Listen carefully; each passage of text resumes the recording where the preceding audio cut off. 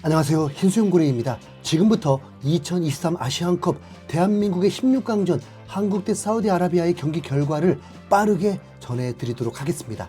딱 3분만 시청 부탁드립니다.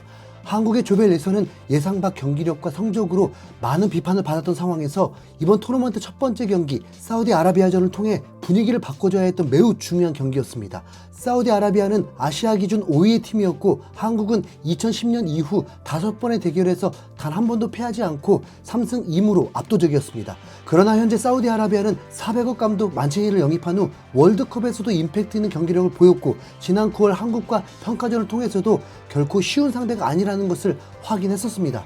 이젠 6년 후 월드컵까지 유치 확정이 되었기 때문에 사우디아라비아의 동기부여는 확실했습니다.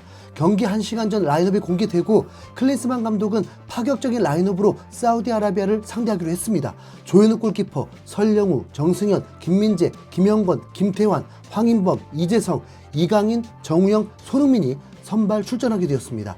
수비 조직력을 더욱 탄탄하게 하기 위한 전술이었고 팬들이 원하는 손흥민 원톱 전술이었습니다. 클린스만이 팬들의 소리를 들었을까요? 한국은 이번에도 붉은색 유니폼을 착용했고 사우디아라비아는 그린 유니폼을 착용했습니다. 16강이 열리는 이곳은 한국이 지난 월드컵 때 조별예선에서 경기했던 매우 익숙한 에듀케이션 시티 스타디움이었습니다. 경기가 시작되고 클린스만은 이미 사우디가 공격적으로 나올 걸 예상하고 수비태세 전술을 했던 건지 사우디가 공격적으로 나오면서 전반 초반은 사우디가 주도권을 잡아가는 모습이었습니다. 전반 20분까지 65대 35로 점유를 내주면서 끌려가던 대한민국이었는데 바로 그 순간 황인범의 뒷공간을 열어 젖히는 시원한 패스가 나왔고 손흥민에게 연결이 됐습니다. 박스까지 침투에는 성공했으나 아쉽게 슛이 수비벽에 걸리면서 득점으로까지는 연결되지 못하면서 아쉬운 장면으로 남았습니다. 전반 26분 이번에는 오른쪽 윙백으로 나온 김태환의 공간 패스가 손흥민에게 연결됐고 유효슛으로는 연결됐으나 이 역시 아쉽게도 득점으로 연결되지는 않았습니다. 전반 30분 59대 41까지 점유율을 조금은 끌어올리는 모습이었지만 상대가 볼을 오래 소유하면서 후반 우리 팀의 체력적인 부분이 조금은 걱정되는 전개가 이어졌습니다. 전반 40분 사우디의 코너킥 상황에서는 대한민국의 최대 위기가 찾아왔는데요. 코너킥에 이어진 헤딩슛이 크로스바를 맞고 나왔는데 이어지는 제차 헤딩에도 또다시 크로스바를 맞고 나오면서 가슴을 쓸어내리는 상황을 맞이했습니다. 이어지는 상황에서는 김민재가 가까스로 머리로 걷어내면서 위기 상황을 넘겼는데 우리 대한민국으로서는 하늘이 도왔다라고 할 수 있을 만큼 절체절명의 위기 상황이었습니다. 오늘 주심은 우즈벡 주심이었는데 어지간한 상황에서는 파울을 불지 않으면서 매우 관대하게 경기를 진행시켰습니다.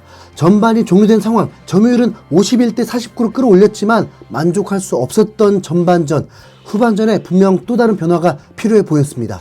하지만 우리 대한민국 후반 시작 37초 만에 실점을 허용해버리고 말았는데요. 상대가 볼을 받으려던 것으로 인지한 김민재가 압박을 하러 올라갔는데 그만 그 볼이 둔탁하게 맞으면서 김민재가 튀어나온 뒷공간으로 흘렀고 그만 1대1 상황을 내준 이후 실점을 허용하고 말았습니다. 후반 54분 정우영을 빼고 황희찬을 투입하면서 클린스만 감독은 분위기 반전을 위한 카드를 꺼내 들었습니다.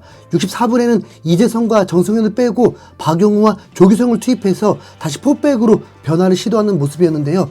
85분에 황인범의 결정적인 슈팅이 상대 키퍼의 슈퍼세이브에 막혔고 이후에 설령우와 손흥민에 이어지는 결정적인 슈팅들이 모두 골대 앞에서 진을 친 상대 수비에 걸리면서 아쉬운 기회들이 무산되고 말았습니다. 그리고 추가 시간에 이강인 크로스에 조규성의 결정적인 헤딩슛이 크로스바를 맞고 나오고 94분에는 황희찬의 단독 찬스마저 빗나가면서 안타까운 상황들의 연속이었습니다.